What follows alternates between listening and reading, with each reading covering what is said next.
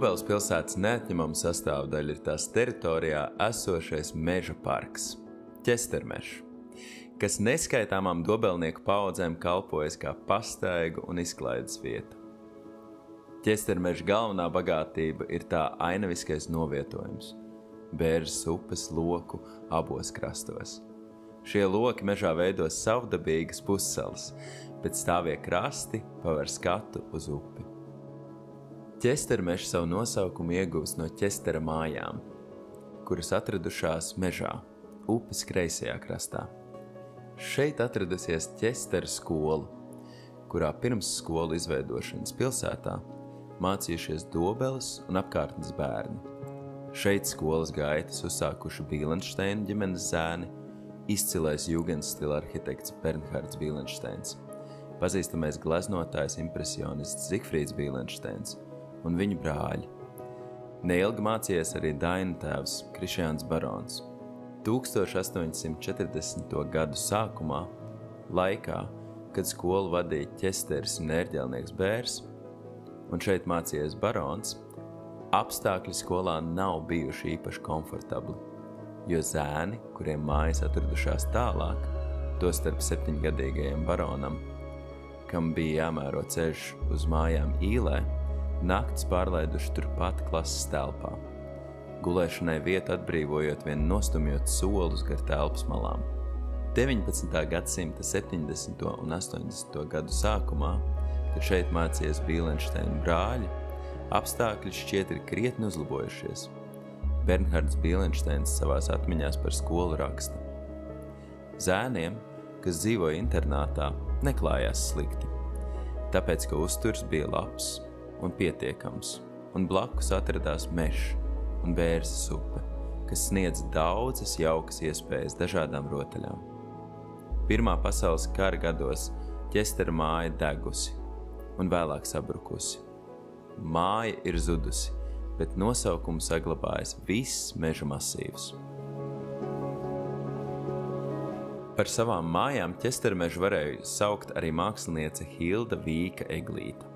Mūsdienās, kur mākslinieces vārdā nosauktā iela ved gar Ķestermežu priedēm, vēl redzam mājas pamati, kura atradusies Hildas Vīkas māja, Valdoņa. Šeit māksliniece pavadījusi vasaru ar savu vīru rakstnieku Viktoru Eglīti. Šeit tapuši daudz mākslinieces darbi, kuros cita starpā atainot Dobele un mākslinieces tuvie cilvēki. 1925. gadā, kad nomira Tīmaļu mājas saimnieks, īpašums tika sadalīts, un gandrīz 3 hektārus zemes mantojumā saņēma Hildas Vīkas māte Elvīna Dombrovska. 30. gadu sākumā Hildas Vīkas brālis Ludvigs šeit uzcēla 2 nelielas dzīvojamās ēkas, vienu sev un otru mātei ar māsu. Mājām tika dots nosaukums Valdoņa.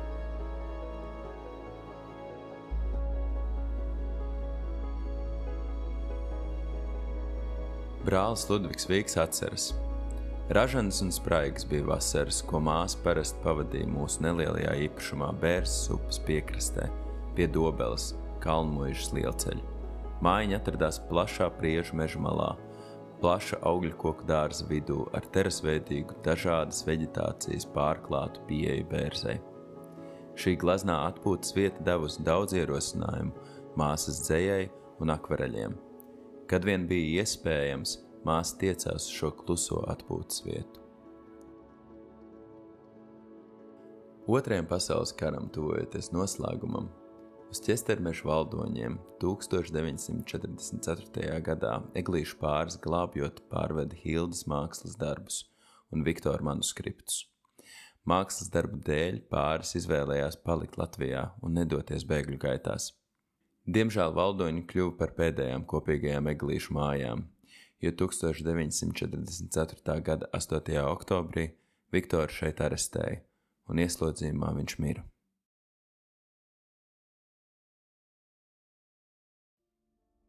Valdoņu mājām, kas kultūras vēsturē nozīmīgi kā mākslinieces Hildas Vīkas un Viktora Eglīša pēdējā dzīves un darba vieta, kļūt par izstādes telpu nebija lemts, jo 1985. gadā Māja mīklainos apstākļos gāja bojā ugunsgrēkā. No 1988. gada Dobelē ir Hildas Vīkas iela.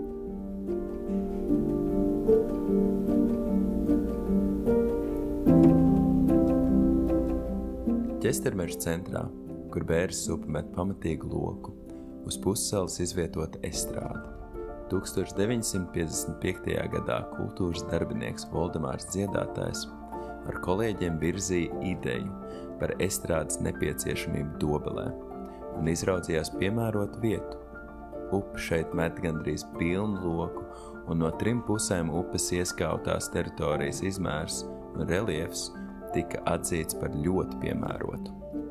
50. gadu otrajā pusē tika ierīkota vieta brīvdabas estrādē. Atklāta tā tika 1959. gadā, un jau atklāšanas gadā, 16. augustā, jaunuzceltajā estrādē, notika Republikas vīru koru 2. salidojums. Koncertā piedalījās 19 Republikas labākie vīru kori ar 1000 dziedātājiem. Ap 1000 dziedoņu pulcējās Dobelē uz republikānisko vīru koru salidojumu.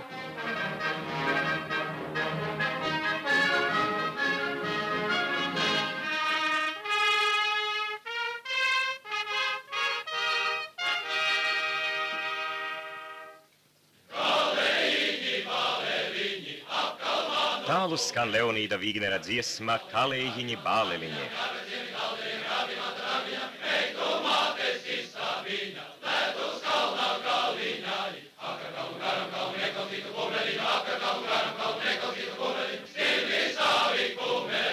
Te rīdzinieks līdzās liepainiekam, jelgaunieks talsiniekam, te sasaucas valmierieša un lūdzas dziedoņa balsis.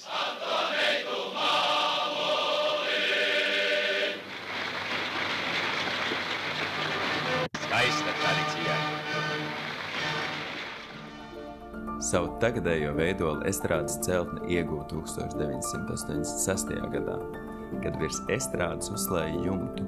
Tas tika darīts galvenokārt akustikas uzlabošanai, taču augstāk pacēla un paplašināja arī skatītāju sēdvietas. Blakus estrādē atrodas gājēju tilts. Laipa šajā vietā bijusi arī agrāk. Tiesa, konstrukcija senāk bijusi pieticīgāka. Ķestermeža galvenā funkcija mūsdienās ir izklaide un aktīva atpūta. Netālu no teritorijas, kur šobrīd atrodas tīklu parks un āra trenažieru zona, padomju gados atradies populārs restorāns Sendienas. Tautā mīļi saukts par Sencīti. Guļbūves ēku, kas labi iekļāvās Priežu meža ainavā, uzcēla 1959. gadā.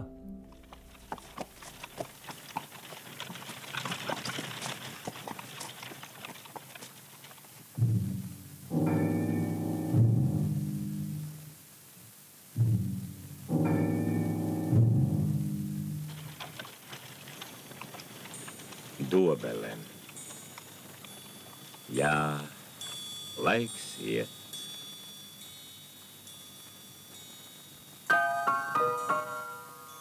Neatcerēties nevar, kur te bija Rozentāla drēbju veikals, kur Vāgenheima dzels preces.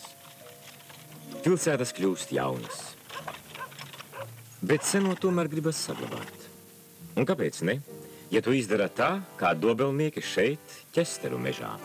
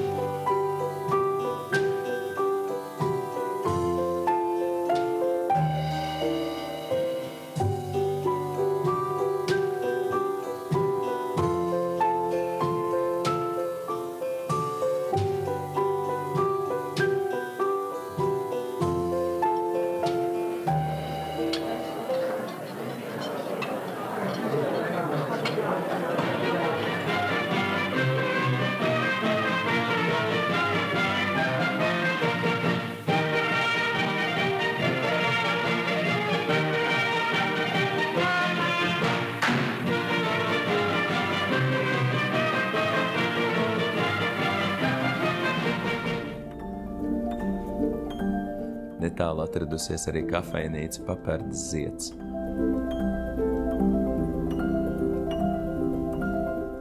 Atgūstot neatkarību, Sendienas vairāk kārt piedzīvoja īpašnieku maiņu. Līdz 1999. gadā ēkā izcēlās ugunsgrēks, un Sendienas tika nopostīts.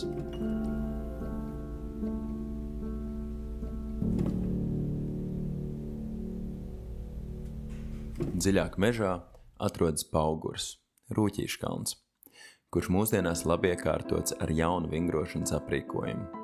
Vingrošanas stieņi un trenažieri šeit bijuši arī padomju gados.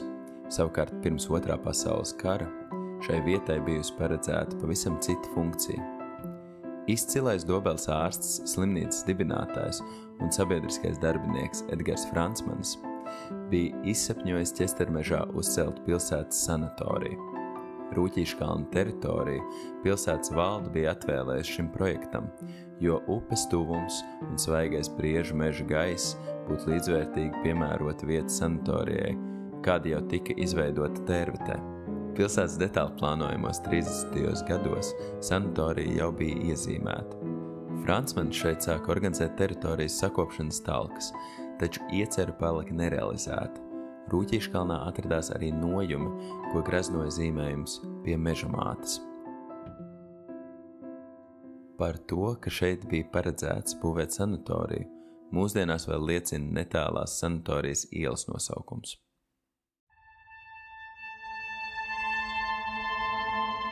Ķestermežs glabā arī tumšākus noslēpumus.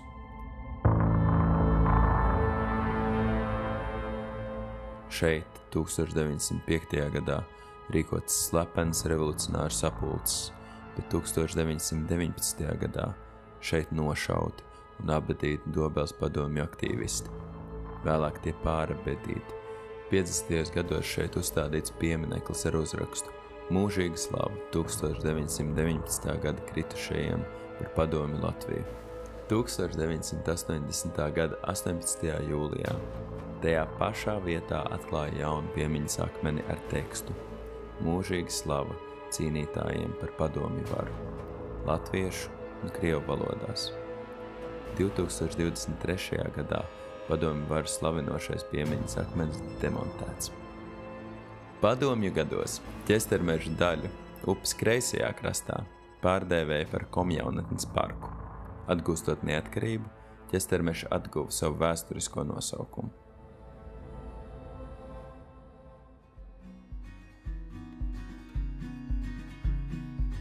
Savulaik Ķestermežā pavisam īslaicīgi ir atradusies vēl kāda cita skulptūra. Populārā mūzikas konkursa Dziesma manai paaudzei 10. sezonā uzvarēja dziedošā kungu apvienība no Bikstiem, trio no Rio Nē.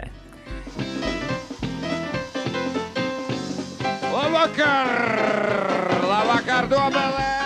Galvenajā balvā ieguva tēlnieka Edgara Kļaviņa skulptūru Solo, kas tika uzstādīta Ķestermežā blakus ceļam uz estrādi.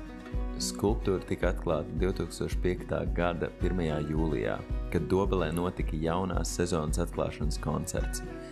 Diemžēl jau nākamajā dienā pēc koncerta skulptūra bija nolausta. Mūsdienās, notiekot lielākiem pasākumiem, tajā pašā vietā, kur bijusi zudusī skulptūra, estrādes apmeklētājus dažkārt sagaida līdzīgs tēls. Jau daudzus gadus Ķestermežs ir arī skrējiena seriālu krosa Bērs sapļu mājvieta. Šeit sportiskākie Dobeles cilvēki dažādās vecuma grupās regulāri piedalās sacensību posmos, pierādot sev un citiem savu varēšanu. Ķestermežs iedvesmo. Tas iedvesmo dzejai, kustībai, mūzikai.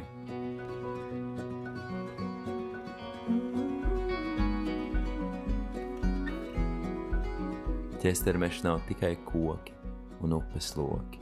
Tas ir viens no Dobeles pamatelementiem, kas pilsētu dara īpašu.